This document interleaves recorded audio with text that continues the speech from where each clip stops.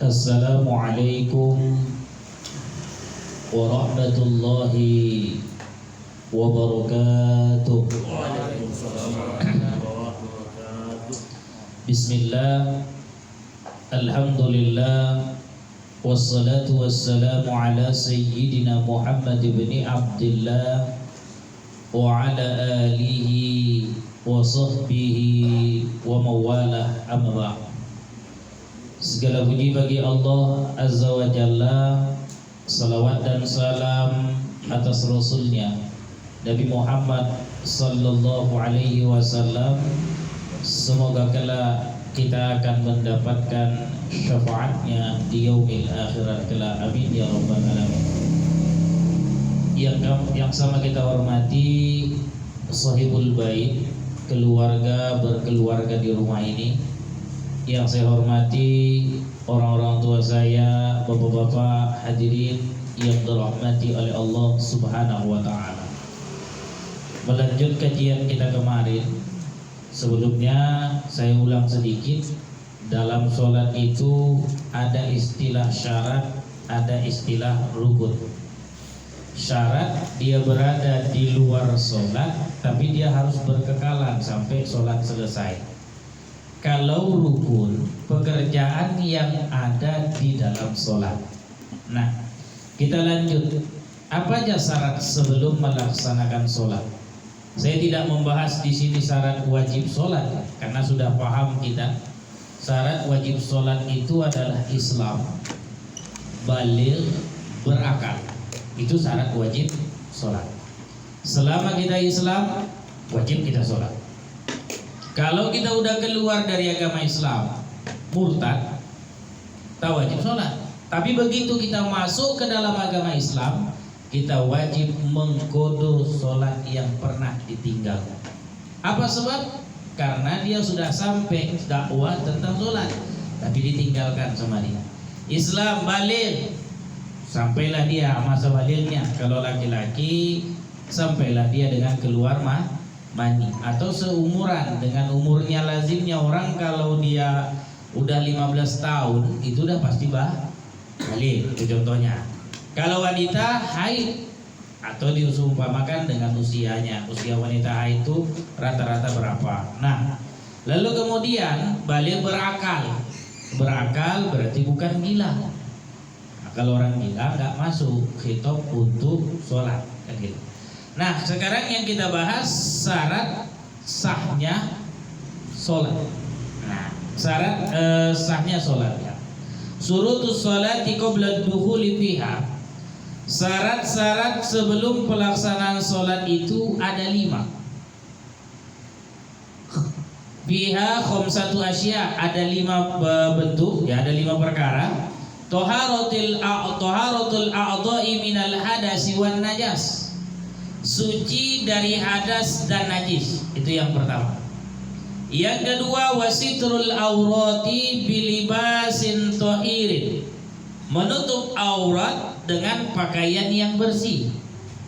Wal wuqufu ala makanin tahirin, berdiri di tempat yang suci. Wal ilmu bidukhulil waqti, dan mengetahui masuknya waktu. Wastiqbalil kiblati, dan menghadap kiblat. Ini punya nilai yang luar biasa. Kalau kita kaji, tak sekedar mengkaji tentang fikih. Taharatul a'dha'i minal hadasi wan najas, suci anggota tubuh dari hadas dan najis. Apa itu taharah?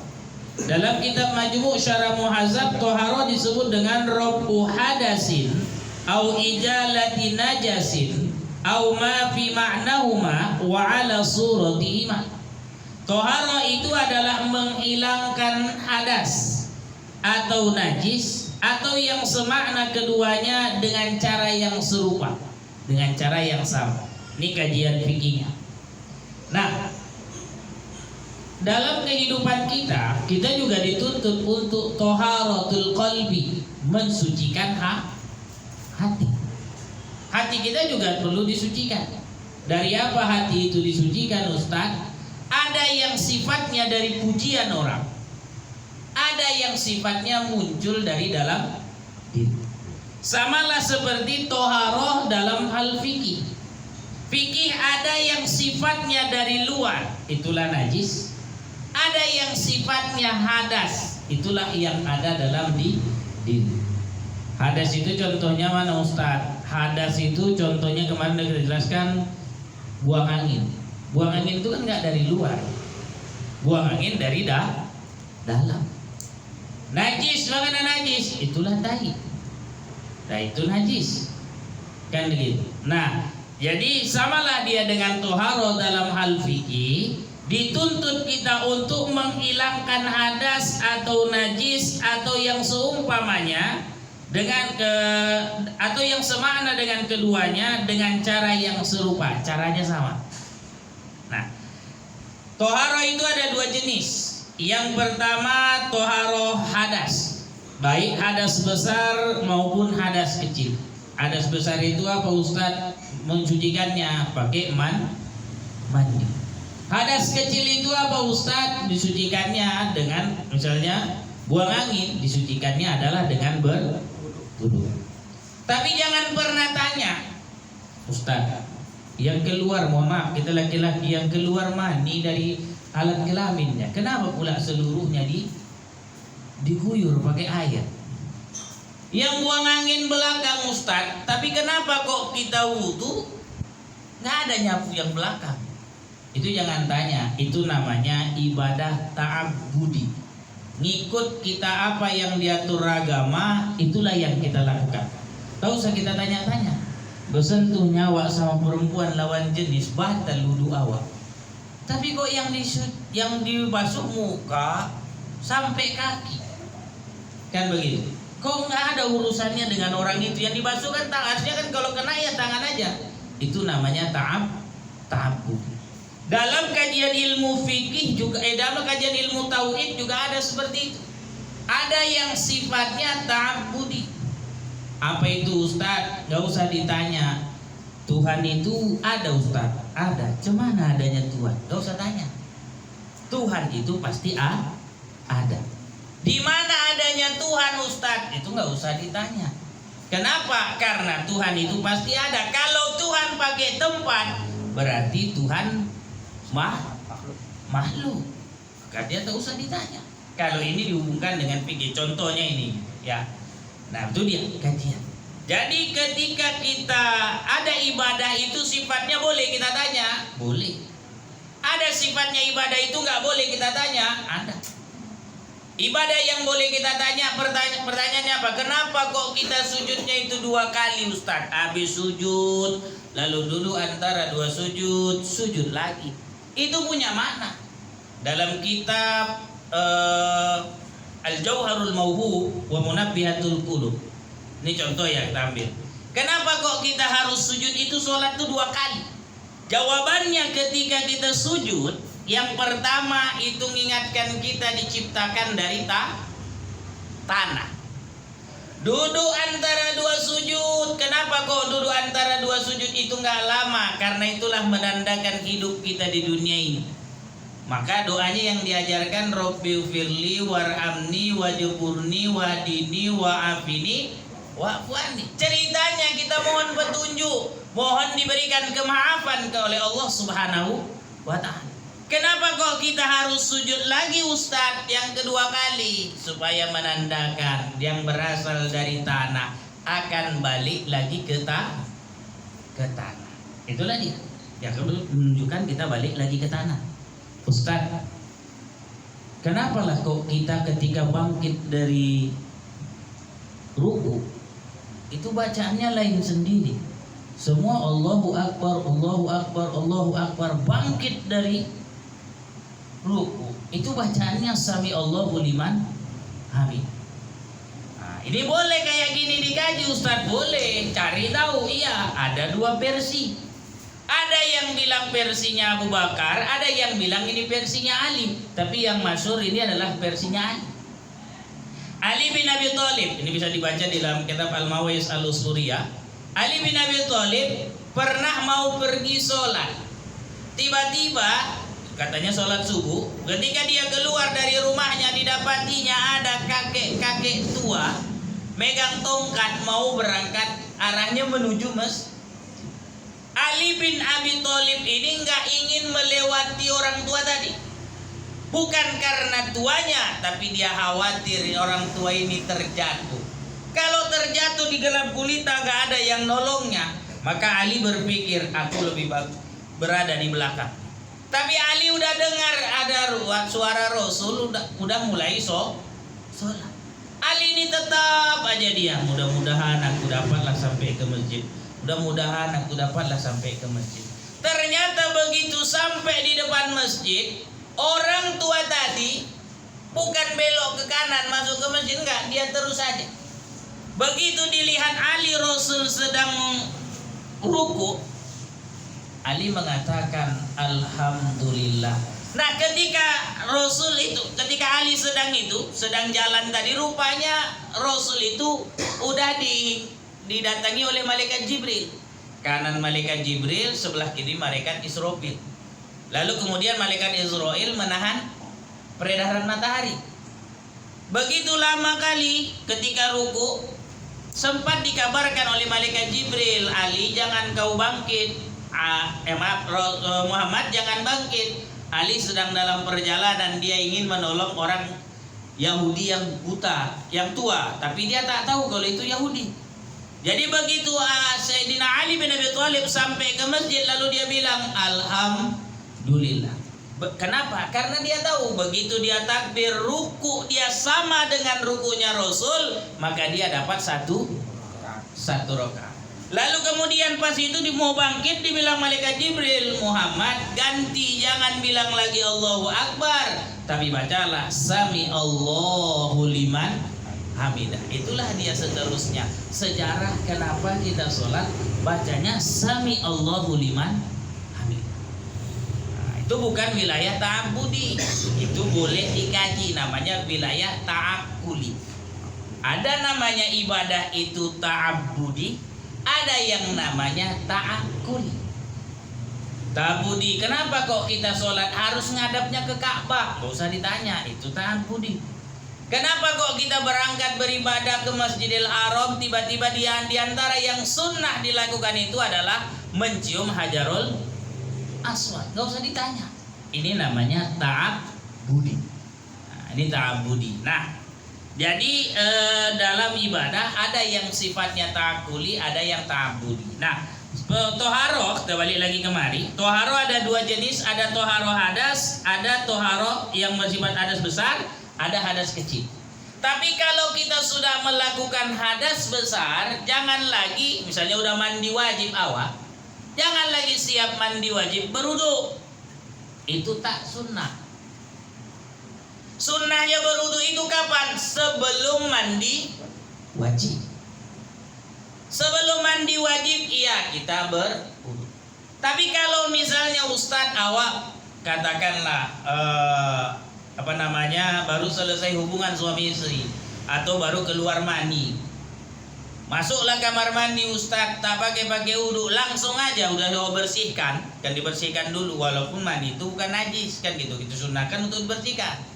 Langsung awak mandi Ustadz, begitu siap mandi, boleh rupanya langsung sholat? Boleh. Kalau kita lakukan wudu Ustadz, untuk apa wudunya? Untuk sholat Ustadz, udah selesai pakai hadas mandi udah selesai pakai mandi wajib, jadi tidak perlu lagi berwudu.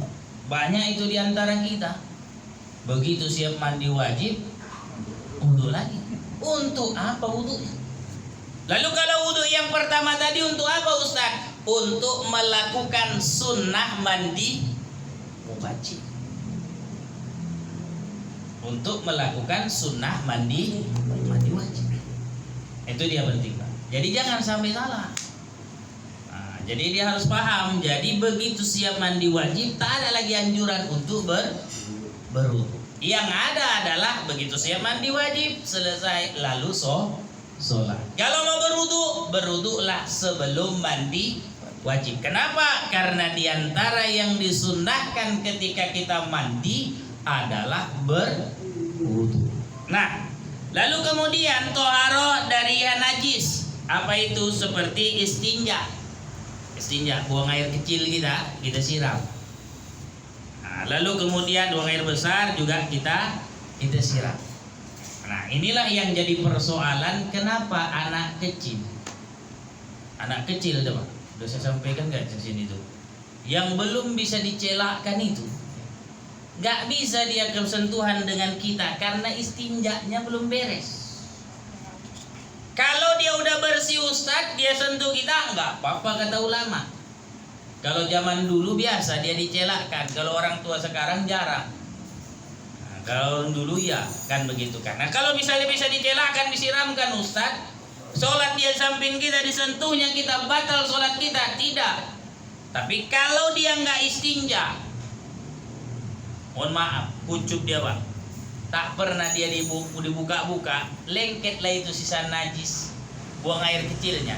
Disentuhnya kita batal. Tak hanya orang tua, orang besar pun begitu. Orang besar mana tahu ada dia masuk Islam tapi tak mau dia disunat. Tapi tak bisa pula dicelakkan. Disentuhnya kita lagi sholat, batal sholat kita. Tapi sholatnya yang batal bukan wudunya. Kenapa? Karena istinjanya belum beres. Apa fungsi kita khitan? Laki-laki. Fungsi kita khitan adalah untuk supaya ketika istinja terangkatlah semua najis itu. Sisa najis itu tak ada lagi. Tapi kalau kita nggak khitan, ya adalah sisa najis itu. Nah tadi kemudian auma fi makna huma atau yang semakna dengan keduanya. Apa itu? Contoh yang semakna keduanya tayamum, tajdidul wudu atau mandi sunnah. Itu kan sama itu. Mandi tajdidul wudu itu cemana Ustaz? Udah berwudu awal. Berwudu. Lalu kemudian masuklah waktu sholat. Duduk habis maghrib. Duduk belum batal ini. Duduk masuk waktu sholat isya. Tajdidul wudu laku. Boleh. Ini namanya bagian dari toharo. Tapi bukan untuk mengangkat hadas, namanya untuk tajdidul wudu, memperbaharui wudu. Jadi ketika niat wudunya nanti bukan nawaitul wudu ali rafil hadas, tapi nawaitu tajdidul wudu. Aku niat memperbaharui wudu. Kalau niatnya raf'il hadas nggak ada guna ini.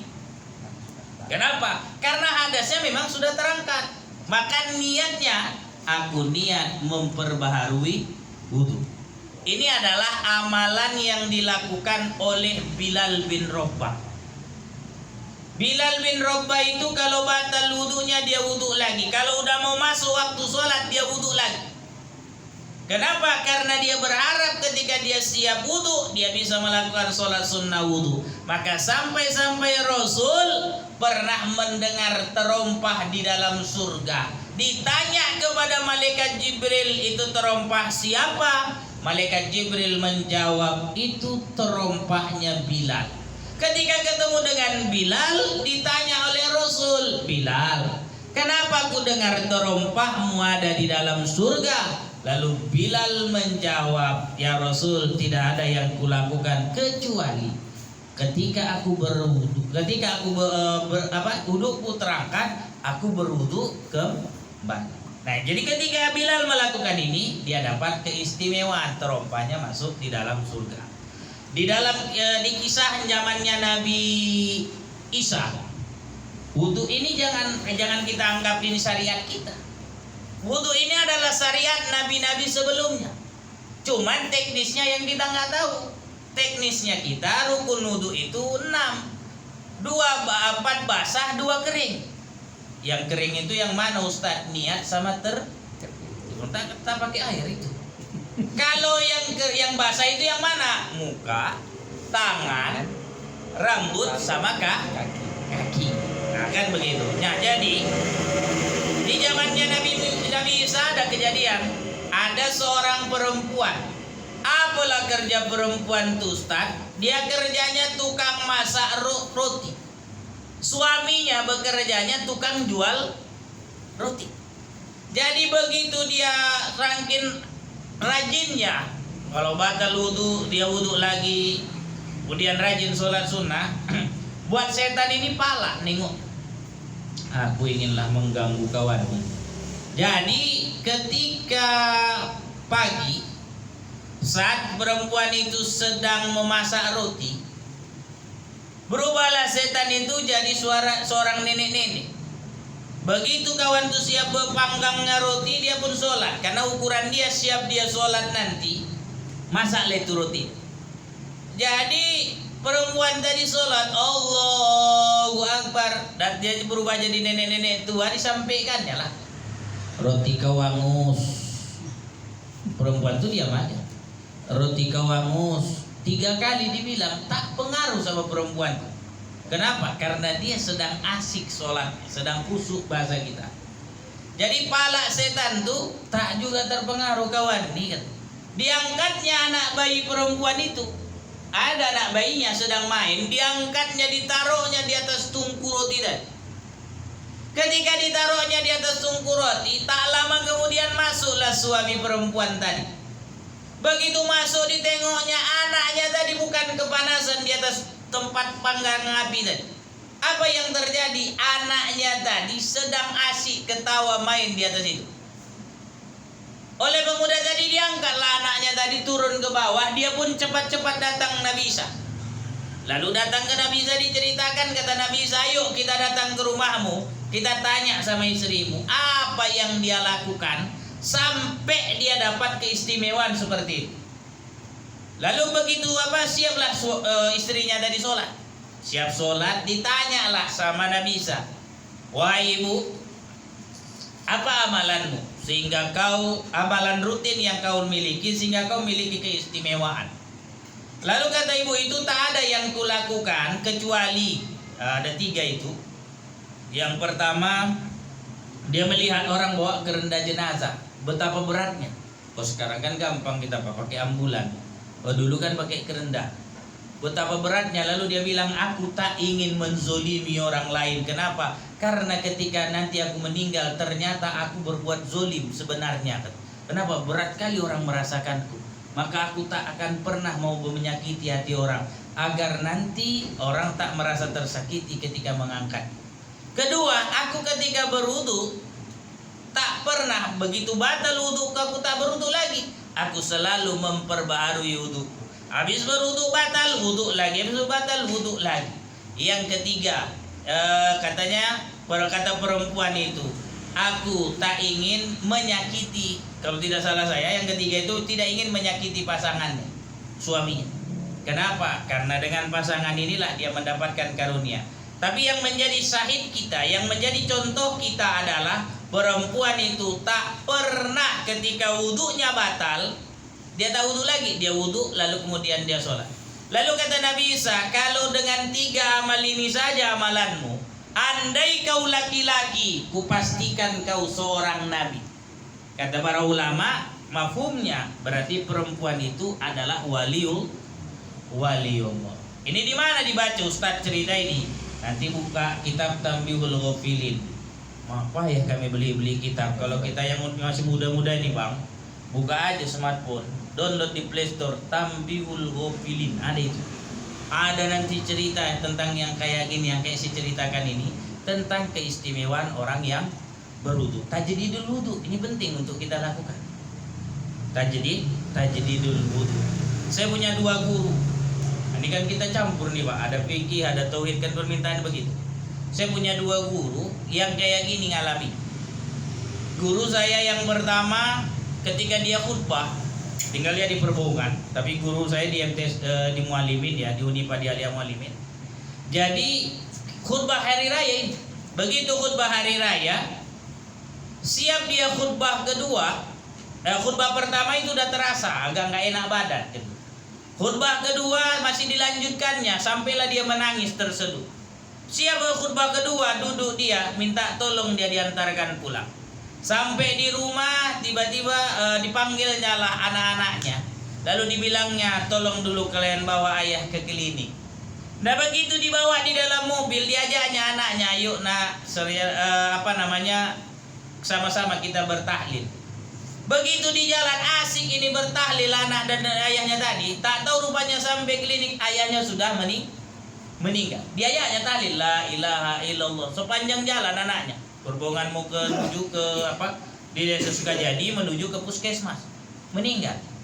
Nah, saya tanya sama istrinya, apalah diantara amalan mualim kami ini, ustadz kami? Dia jawab, ini takkan pernah meninggalkan wudunya. Kalau batal dia wudu lagi. Dan bahkan ketika dia meninggal itu, dia dalam kondisi sedang berwudu. Karena habis sholat isya, dia minta tolonglah, kayaknya udah gak enak lagi. Apa ini katanya, dada ini katanya, yuklah kita ke klinik katanya, mau mengecekkan kondisinya. Dalam kondisi masih berwudu. Nah, kita berharap meninggal seperti ini. Saya punya guru lagi, satu lagi Ustadz Nizar Sarif, kan begitu juga.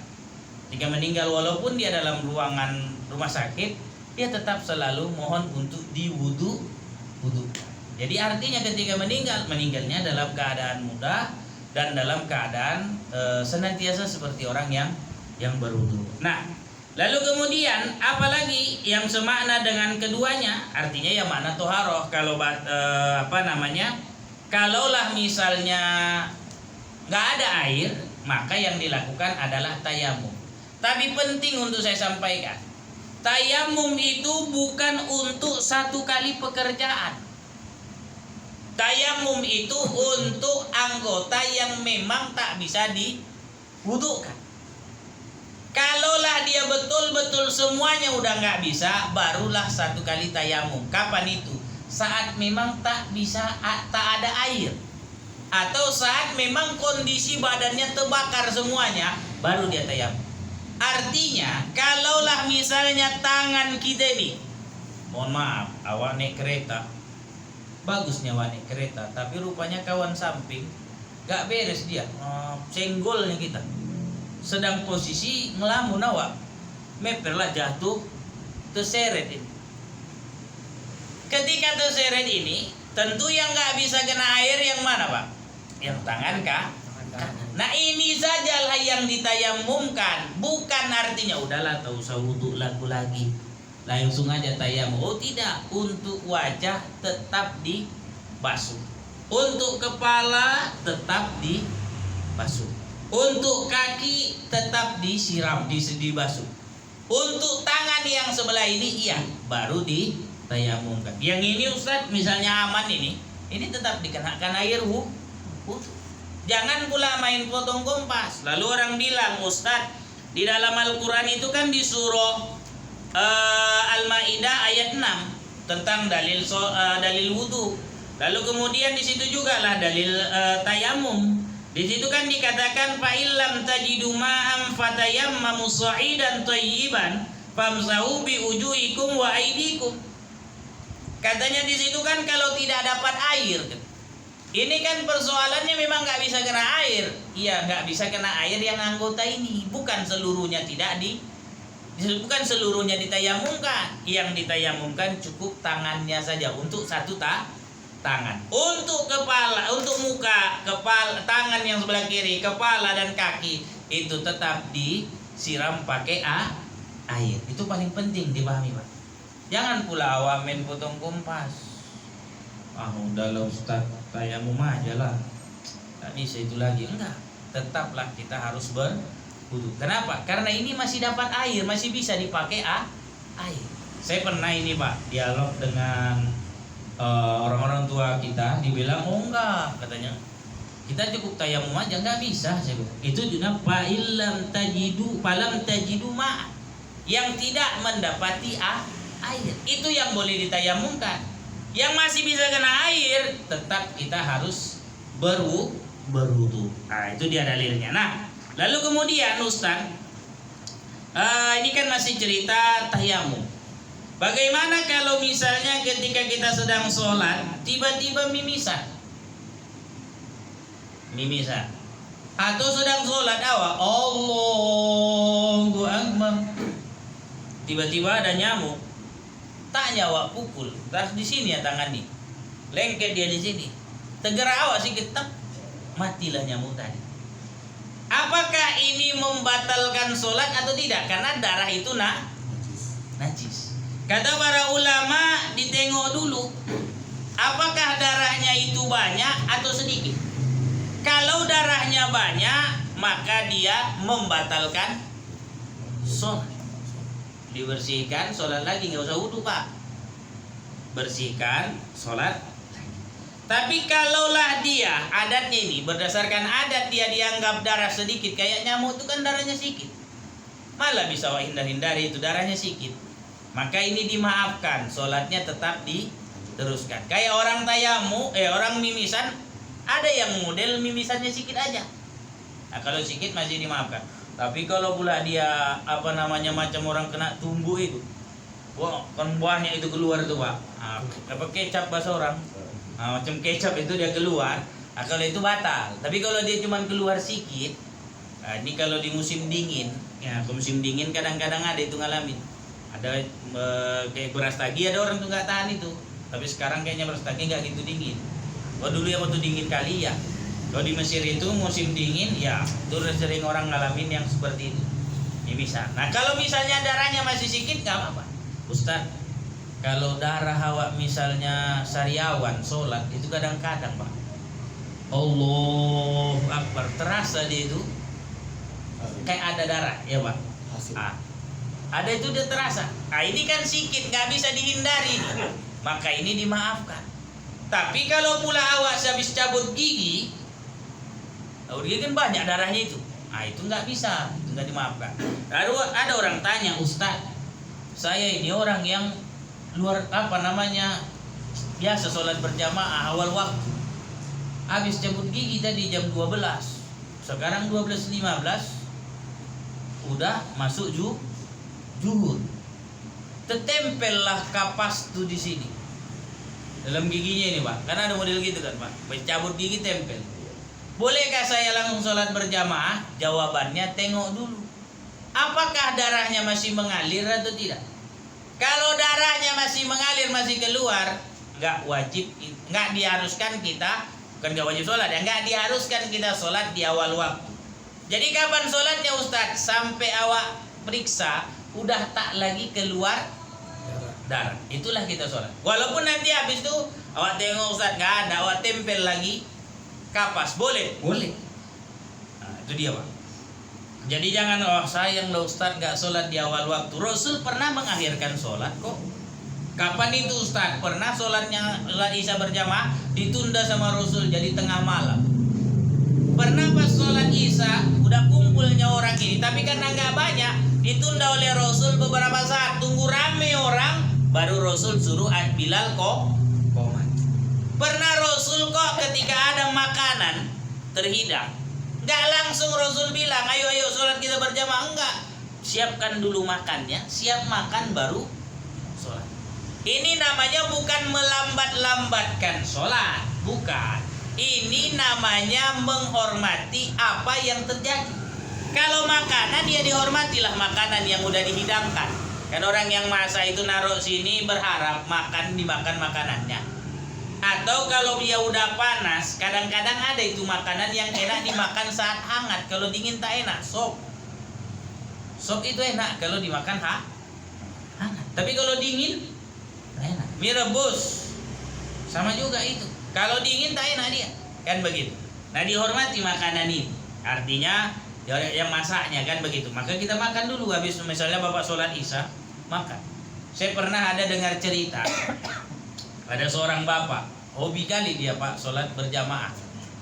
Jadi begitu dia lagi sedang makan nih pak, 4 suap, azan lah di masjid, ditinggalkannya, lalu dia pergi sholat. Kata istrinya, ya sayangnya lah nasi ini, nanti pulang kembang lah dia. Kalau kembang mana lah enak lagi dimakan. Ujung-ujungnya makannya jadi tak banyak, biasanya banyak jadi tidak banyak, ngecewakan hati orang lain. Itu juga adalah hal yang salah. Hal yang utama adalah kita membahagiakan orang. Kan dulu. Nah sama juga kalau misalnya kita udah taruh lah tadi gigi kita berdarah gigi ini tadi, tunggukan dulu sampai kering. Kalau dia misalnya sholat Ustaz, kadang-kadang sariawan keluarlah darah itu, Kayak mana lah ini Ustadz? Jawabannya sholat aja. Kenapa? Karena itu darah yang sedikit.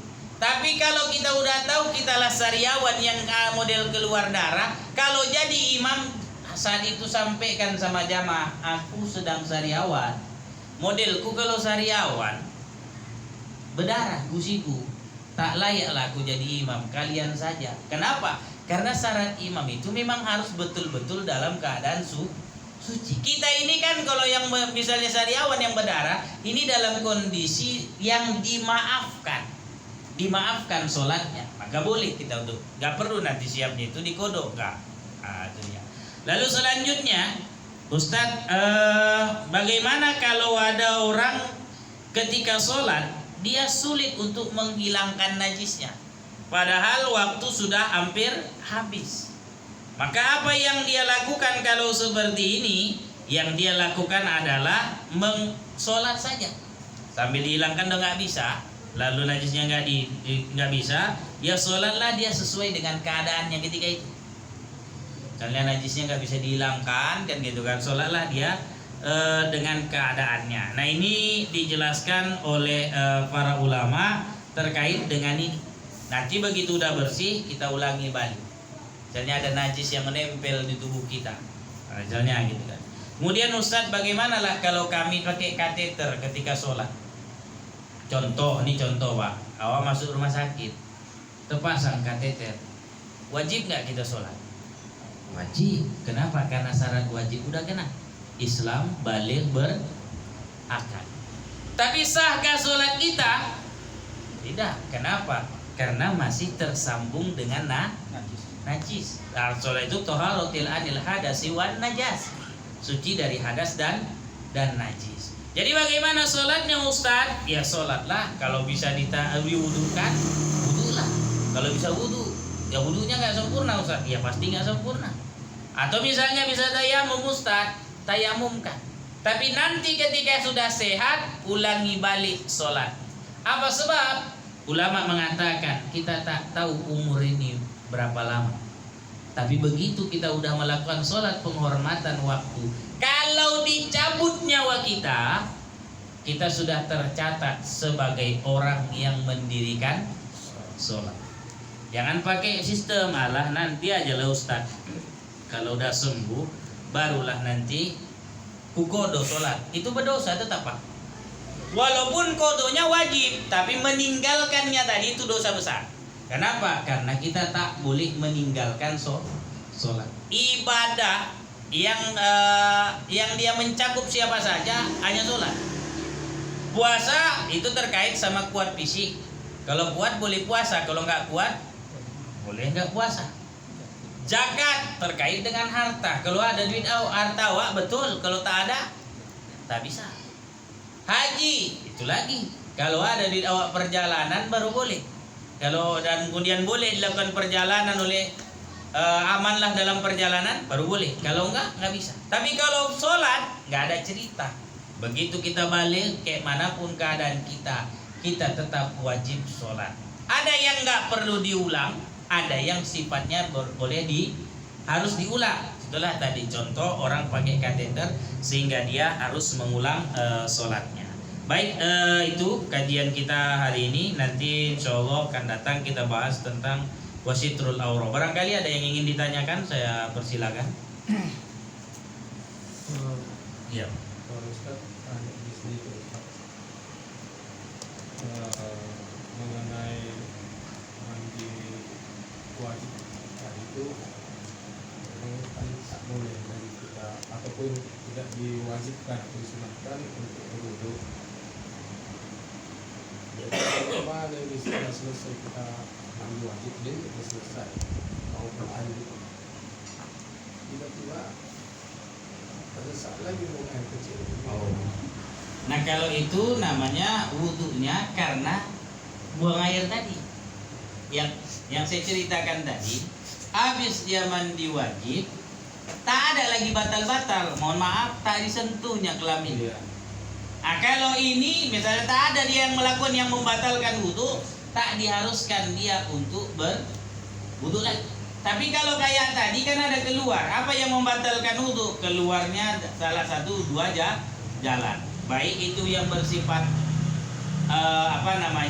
ada najisnya ataupun yang cuman sifat nggak ada gas dia gitu kan, gas bahasa bapak ini buang angin. Nah itu. Tapi kalau selama kita mandi wajib itu juga catatan, selama kita mandi wajib tak kita sentuh alat kelamin kita. Kalau kita sentuh Ustaz, ya nggak bisa, tetap nanti mau sholat wudhu lagi. Itu betul Pak? Yang kemudian ada satu lagi Ustaz, Ya Pak. mengenai tayamum ini kan, yang kata Ustaz tadi bertayamum itu yang diwajibkan tayamum seperti luka itu tidak boleh kena air. Jadi kita ini demam, jangan kita kena air, mau masuk kamar mandi aja kita menggigit. Begitu. Apakah kita harus juga ambil wudu atau tayamum? Baik. Kira-kira sampailah di akhir waktu sholat kondisinya seperti itu atau tidak? Ya, ini Ustaz, itu kita tunggu. Sudah tunggu? Kita takut nanti ini lewat. Iya. Ini lewat. Jadi apakah harus kita Gini Pak, kalau sholat itu kan ada waktunya.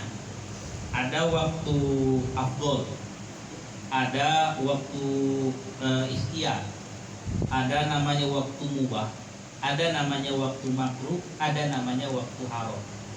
Ini kelima waktu berlaku untuk orang sehat. Kalau orang sakit, misalnya kayak tadi, dia berazam dulu. Ini aku kalau sekarang belum tahan aku kena air. Misalnya subuh nih, masih dingin. Apalagi tadi hujan deras pula di luar, tambahlah kak kuat aku. Jadi kapan kita sholatnya? Tunggukan dulu, tunggukan. Walaupun itu barangkali ya di kisaran jam 6 lah, kita waktu sholat. Karena 6.15 baru habis. Setelah terbit matahari, habislah waktu subuh itu. Disitulah kita kira-kira ini tes dulu lah ini. Kalau kuatlah aku ke kamar mandi, aku harus berwudu. Tapi kalau nggak kuat aku ke kamar mandi, itu baru tayam. Ustadz, kalau seandainya saya meninggal, azamnya tadi sudah sampai Pak. Maka nanti dicatat bahwa dia adalah bagian dari orang yang ingin melakukan sholat. Dalam agama kita kan kalau sudah berniat saja, itu sudah dapat pahala. Kita mau tidur, saya nggak hafal salahnya teks hadisnya ya, tapi makna hadisnya begini. Kita mau bangun tahajud, udah berniat ini nanti malam aku bangun tahajud. Rupanya ketiduran sampailah masuk waktu subuh. Kata hadis Nabi itu udah dicatat oleh Allah Subhanahu wa taala, dia seperti orang yang melakukan tahajud. Samalah kita, kata para ulama, kalau sudah berazam, kita dapatlah nilai pahala ingin melakukan sholat. Yang bahaya seperti ini adalah perempuan. Perempuan begitu dia masuk waktu, dah tahu dia di tanggal dekat-dekat haidnya, nanti aja aku sholat. Haid dia, itu berdosa dia. Begitu dia bersih, wajib dia qada. Kalau kita sedang sakit, manalah pula kita dihitung dosa. Tapi asal kita berazam, bertekad. Jadi kalau kita lakukan juga bertayamum langsung kita sholat, itu Belum bisa Pak, kata para ulama. Itu dia harus ditunggu kondisinya. Itu sama seperti ini kondisinya Pak. Di daerah kita ini mati air, katakanlah kita pakai pump, mati air di tempat kita ini. Apakah kita boleh langsung tayamum? Kata ulama tidak. Kenapa? Karena di daerah lain kira-kira masih ada air atau tidak? Cari dulu lah. Cari sampai kapan mencarinya? Sampai mendekati batas udah mau masuk waktu sholat yang udah nggak ada rasanya, udah capek lawak datang ke Aksara kosong, pergi ke titik sewa nggak ada air, ke Tembung juga nggak ada air. Barulah kita bertayamum. Jadi bukan main potong kupas singkat-singkat aja, enggak. Jadi tetap dia harus ada usahanya dulu. Kenapa? Karena tayamum itu bukanlah ganti wudu, tapi tayamum itu hanya sebagai membolehkan kita untuk sholat. Maka niat tayamum itu nawaitu tayammuma listibahatis sholat. Aku niat tayamum untuk membolehkan sholat. Membolehkan, bukan menggantikan posisi wudu. Kalau wudhu memang satu-satunya syarat untuk sahnya sholat. Syarat air dia memang harus berwudhu. Itulah dia syarat. Kalau dalam perjalanan Ustaz di dalam bus, Ya, waktu sudah jam 2 atau jam 3 kita belum bisa berangkat, tadi kita sudah bisa, sebelum bisa ya. Sampai di mana nggak ada ininya Pak? di perjalanan naik bus. Sampai mau subuh baru nggak berhenti dia. Dari jam 3 saya waktu itu ini para perkiraan saya ini pasti sampai ke sana subuh ini baru berhenti kan gitu. Iya. Lantas saya menunggu ayammu sholat, kemudian rupanya sampai ke Harapat jam-jam 3 lewat, masuk ke rumah makan, saya ulangi lagi berwudu, saya ulangi lagi sholat gitu. Ya, itu betul Pak. Itu sama seperti orang dia tayamum sekarang. Allah, udah tayamum ini, sholat ya. Allahu Akbar. Begitu dia sholat, terdengarnya suara air. Keran hidup. Batalkan ya sholatnya. Ah, paham lah itu Allah. Capek aku ngobrol. Kenapa? Karena airlah syarat sahnya sholat. Batalkan.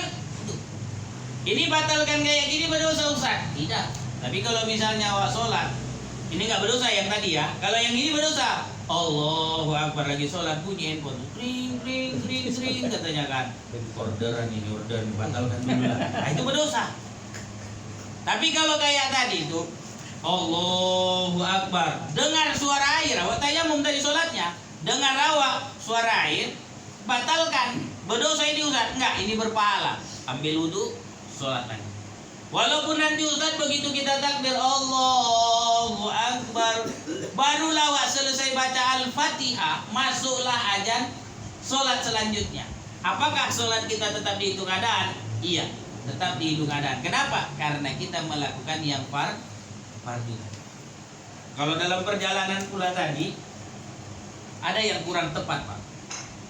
Kalaulah Bapak berangkatnya sebelum Isya, berarti harusnya sholat maghribnya bisa dilakukan di sana. Janganlah lakukan di rumah sholat maghrib. Full berangkatnya dari mana? Oh, katakan dari Amplas. Sholat awak di sana. Begitu sampailah sebelum maghrib, sampailah sana. Lepas maghrib sampai sana. Jamak takdim. Nah, yang susah kan memang kalau kayak Bapak tinggal di sini, full mobilnya di depan itu. Satu kecamatan Pak. Satu kelurahan. Nah, itu tak bisa. Itu apa yang saya lakukan Ustaz? Sholat menghormati waktu. Sholat menghormati waktu. Allah, sholat menghormati waktu duluan kan? Ah, kayaknya nggak mungkin ini. Perkiraan kita kan Pak. Begitu jam 2 rupanya berhenti dia. Ini kan berhenti ini yang menurut kita dugaan kita mah subuhnya berhenti kan. Ini berhenti dia, rupanya supirnya punya hajat. Ya gara-gara supir punya hajat bisa awak sholat. Ulangi sholatnya. Jadi sholat bisa sempurna. Kalau enggak ya tadi sholat menghormati waktu. Bagaimana itu Ustaz? Ya dalam mobil itu kalau yakin awak banyak debunya, cocok untuk tayamum, tayamum. Kalau tidak sholat aja dalam kondisi seperti itu. Ya Ustaz, tak bisa itu berdiri. Ya memang. Makanya sholatnya dulu aja menghormati waktu. Begitu nanti sampai kita di tempat yang bisa sholat tamam, kita ulangi sholatnya kembali. Bisa dipahami ya Pak? Baik, ada lagi? Izin Pak Ustaz. Ya. Sebagaimana kita ketahui bahwa sholat ini itu dibawa oleh Rasulullah, suatu mi'raj, di mana diwajibkan 50 kali, tapi ada tawar menawar sehingga kita diwajibkan 5 kali. Kemudian hukum-hukum sholat dalam praktek itu Rasulullah dibimbing oleh Jibril. Berkenaan sebagaimana yang dijelaskan Pak Ustadz tadi, saya ingin tanyakan adalah masalah zikir ataupun doa-doa di dalam sholat. Sebagaimana yang sampaikan tadi bahwa ada ucapan atau zikir atau doa-doa yang memang bukan dibimbing, dibawa oleh Jibril. Jadi ingin menjelaskanlah Pak Ustadz, zikir ataupun ucapan-ucapan di dalam sholat itu yang dibawa Rasulullah atau yang diajarkan oleh Jibril langsung dari Allah, itu yang mana-mana saja Pak Ustadz? Ini pertanyaan saya yang pertama. Iya. Yang pertama, Kemudian yang kedua agak panjang ini Pak Ustaz. Mengenai qadha. Sebagaimana yang sampaikan Pak Ustaz tadi bahwa qadha sholat yang tinggalkan itu adalah wajib. Saya meyakini ini dan mempraktekkan ini. Tapi setidaknya supaya lebih kuat keyakinan kita, bolehlah Pak Ustaz menyampaikan kira-kira dalil untuk memperkuat apa yang telah kita yakini. Terima kasih dulu Pak Ustaz. Baik. Yang pertama, kita harus ingat bahwa sholat ketika 5 kali dari semalam, setelah 50 potong diskon jadi 5, itu sebelum sholat itu 5 kali, Rasul sudah melakukan sholat yang wajib. Itulah dia yang dikenal dengan istilah tahajud. Nah, ketika tahajud itu sudah diajari oleh malaikat bagaimana praktek sholatnya. Secara ininya tidak ada beda sebenarnya bacaan tahajud dengan sholat yang 5. Jadi Nabi itu cuma diajarkan oleh malaikat Jibril. Setelah itu tentang jenis nama. Kalau subuh 2, kalau maghrib 3, kalau zuhur, asar, isya apa.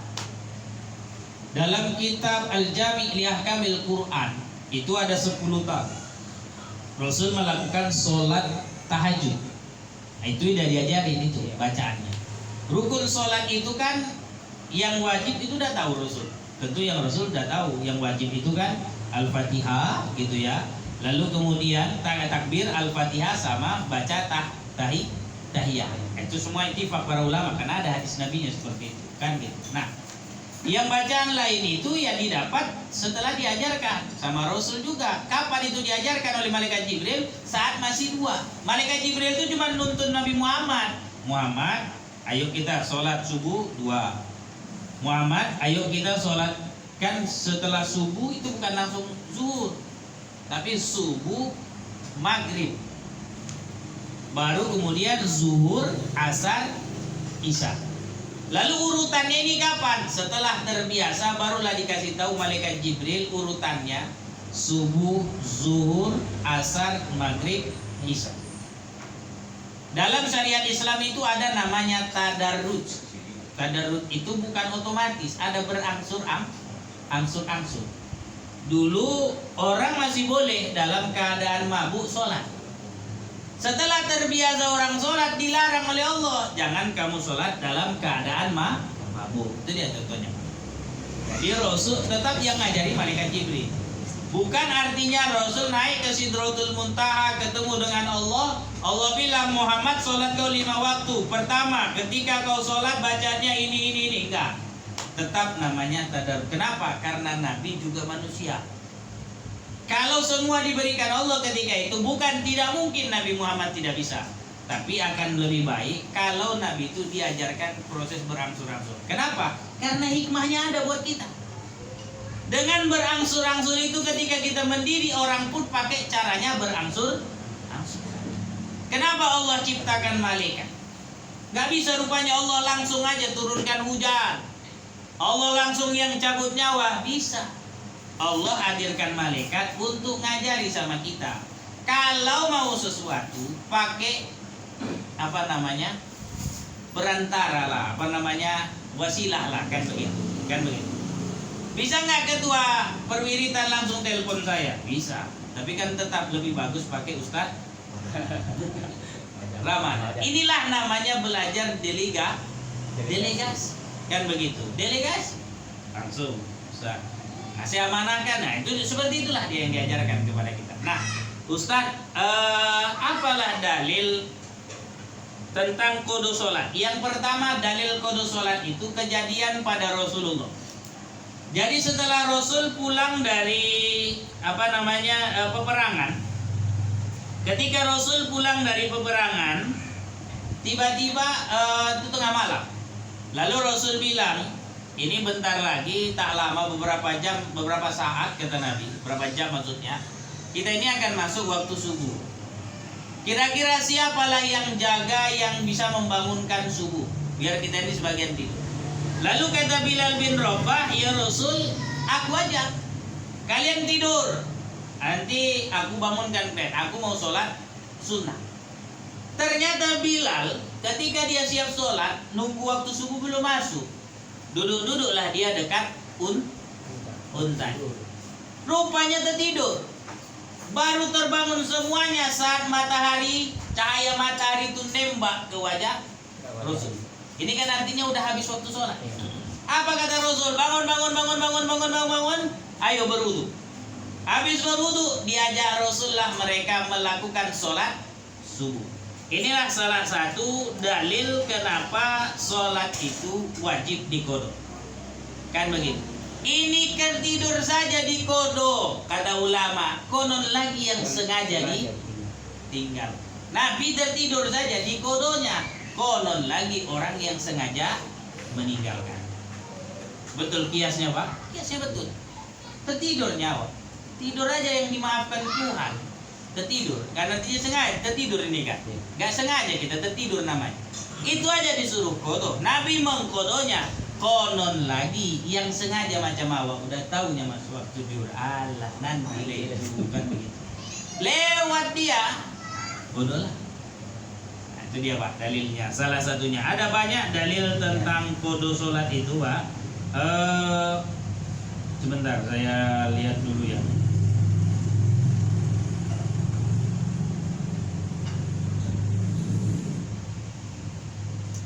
Sebenarnya ada nanti masanya kita bahas tentang qodho sholat. Atau di buku sini Pak.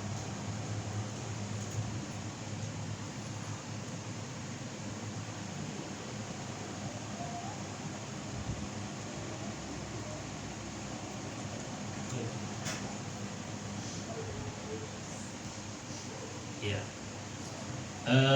Dalil tentang qodho sholat lagi.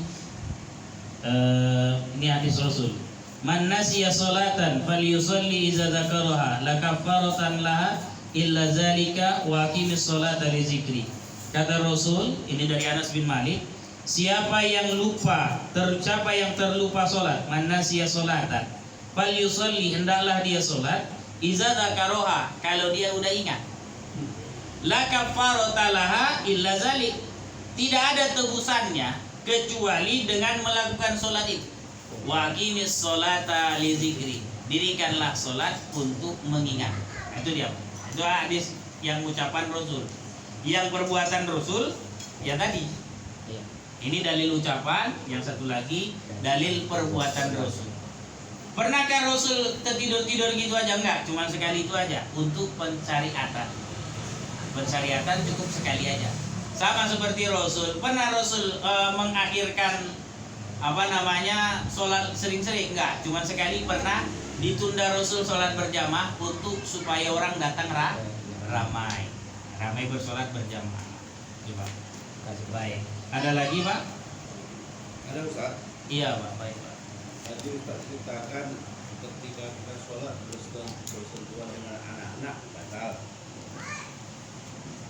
Kriteria anak-anak itu sampai umur berapa dia Ustaz membatalkan kita bersentuhan sama dia? Baik. Anak-anak itu batalnya kalau tidak bisa dibersihkan, apa namanya Pak? Di Jordan Tembung bilang namanya dicelakkan, dibuka itu alat kelaminnya, daging yang dipotong itu masih lengket dia di situ, dan kemudian ketika dia istinja tak disucikannya, maka selama itu batallah sholat kita kalau bersentuhan. Bukan faktor usianya. Kalau anak di Arab itu usia 7 hari dihitan. Anak saya pakai praktik itu Pak. Sambil dia kekah, sambil lah dihitan. Kalau udah kayak gini, usia dia 1 tahun pun kalau kita pipis dia bukan usia 1 tahun, usia 3 bulan. Buang air kecil dia kita siram, sholat dia samping kita, merengek, disentuhnya kita, dipegangnya kaki kita, nggak batal.